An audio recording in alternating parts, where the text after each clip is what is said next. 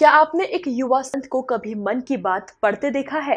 पहले मन की बात को एक कागज पर लिखना, फिर उन्हें समाधान देना। ये अंदाज देश के सुप्रसिद्ध युवा संत धीरेंद्र कृष्ण शास्त्री का है, जो बागेश्वर धाम के महाराज हैं और इन दिनों भक्तों को बालाजी महाराज के सानिध्य में समस्याओं से समाधान की राह दिखा रहे हैं। क्या वाकई में बागेश्वर धाम महाराज के पास कोई शक्ति है और उन्होंने ये शक्ति कैसे हासिल की? आखिर ये महाराज कौन है और इनको इतनी कम उम्र में कैसे ये प्रसिद्धि हासिल हुई? आइए जानते हैं एमपी न्यूज की इस खास रिपोर्ट में। इन दिनों पूरे देश में किसी धर्मात्मा की सबसे ज्यादा चर्चा है तो वो है धीरेंद्र कृष्ण शास्त्री बागेश्वर धाम महाराज। ये वही युवा संत है जो इन दिनों दीन दुखियों के दर्द दूर करने और बागेश्वर धाम हनुमान जी की कृपा से भक्ति का नया मार्ग प्रशस्त कर रहे हैं। ऐसे में मन में सवाल ये उठता है कि इतनी कम उम्र में कैसे एक युवा संत ने इतनी बड़ी सिद्धि प्राप्त की और कैसे वो लोगों के मन की बात को पढ़ लेते हैं। यही नहीं, आखिर ये धीरेंद्र कृष्ण शास्त्री बागेश्वर धाम महाराज जी कौन है और कहाँ तक पढ़े हैं? कैसे धर्म की राह पर वो चले और आज जिस प्रसिद्धि को वो पा रहे हैं, तो उनका परिवार कैसा है, क्या कहता है? आज एमपी न्यूज पर हम आपको बताते हैं बागेश्वर धाम वाले महाराज जी से जुड़ी वो बातें जो बेहद ही कम लोग जानते हैं। दरअसल बागेश्वर धाम महाराज जी का असली नाम धीरेंद्र कृष्ण शास्त्री बागेश्वर धाम महाराज है। उनकी जन्म तारीख 4 जुलाई 1996 है। वह 25 साल के हैं। जन्म स्थान छतरपुर ग्राम गढ़ा मध्य प्रदेश है। वहीं दादाजी का नाम श्री श्री 108 पंडित श्री भगवान दास गर्ग जी महाराज है।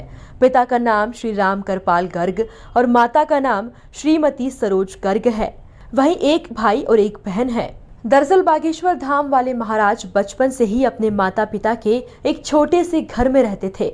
उनका घर केवल एक छोटा सा कमरा था जहाँ पिताजी कुछ नहीं करते थे और बचपन से उन्होंने गरीबी को बहुत करीब से देखा था।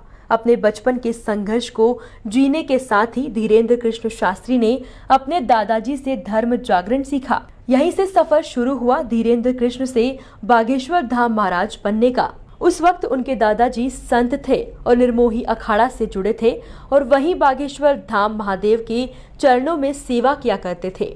अपने दादाजी का भक्ति भाव देखकर धीरेंद्र कृष्ण भी प्रभावित हुए और वहीं से उनका मन भी परिवर्तित हुआ और वे अपने दादाजी के साथ ही रहने लगे। कई साल अपने संत दादाजी के साथ बिताने के बाद उन पर हनुमान जी की कृपा हुई और वो बागेश्वर बालाजी की आराधना करने लगे। इसी दौर में वो भागवत गीता के प्रवचन देने लगे और मिलने वाली दक्षिणा से जीवन यापन करने लगे। बाद में उन्होंने दक्षिणा लेना भी बंद कर दिया।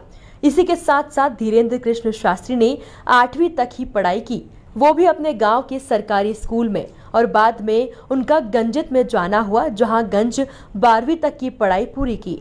उसके बाद में आगे की पढ़ाई ना कर पाए तो प्राइवेट से ग्रेजुएशन कर लिया।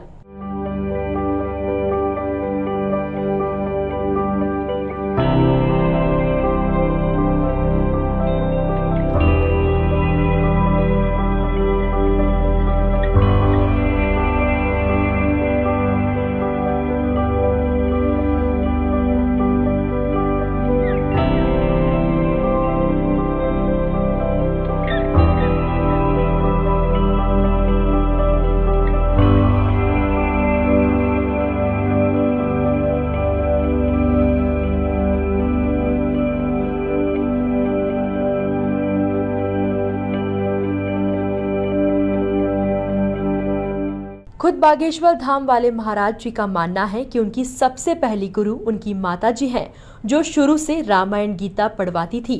वह पढ़ी लिखी नहीं थी मगर रामायण सुनती जरूर थी। पहला आदेश माँ का ही था कि वो गीता रामायण उन्हें सुनाया करें। इसके बाद से धीरेंद्र कृष्ण शास्त्री ने अपनी सिद्धि प्राप्त की और आज वो अपनी धार्मिक शक्ति के डीएम पर भक्तों के मन की बात पढ़ लेते हैं और उन्हें बागेश्वर बालाजी की पेशी करने के लिए कहते हैं ताकि समस्याओं का निवारण किया जा सके।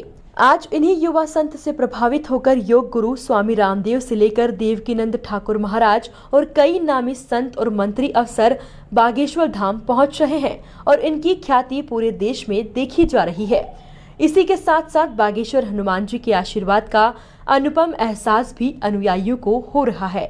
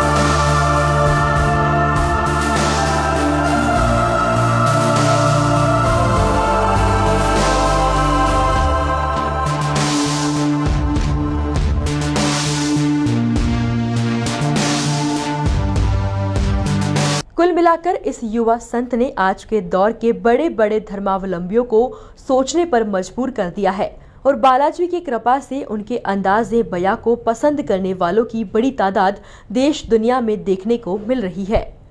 MP न्यूज़ के लिए महेंद्र सिंह की रिपोर्ट।